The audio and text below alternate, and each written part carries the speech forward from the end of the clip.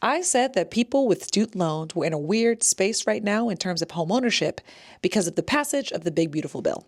And there was some confusion, but this app has given me 3 minutes to reach as many people as possible, so let me do my best to clear it up.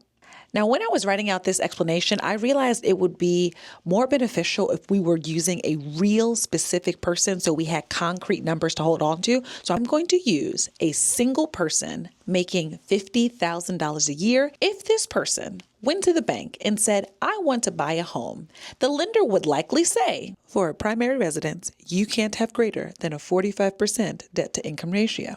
That means no more than 45% of your gross income can be going to debt per month. For a $50,000 salary, that is $22,500 per year or $1,875 per month.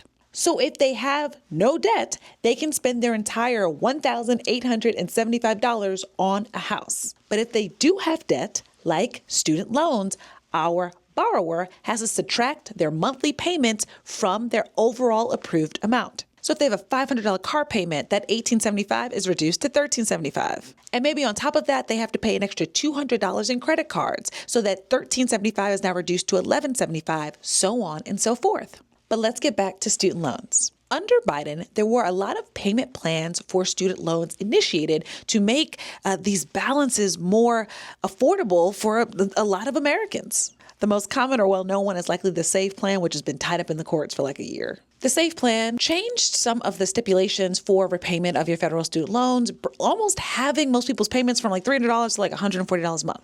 Not only that, the government would pay off the interest or subsidize the rest of the interest, let's use the correct words, so that your overall balance wasn't increasing. That plan and the others, done. Now with the RAP program for income-based repayments, as much as they're explaining it here, I'm looking on page 719 and 720. Everyone has to be on a new plan by July 1st, 2028, and there are 3 plans included. Repayment Assistance Plan, or RAP, the IBR, which existed prior to this, and the standard repayment plan. Under the SAFE plan, with the amount that our earner is making, you were capped at about $145 per month, and all of the extra interest was paid down, so your loan balance didn't grow.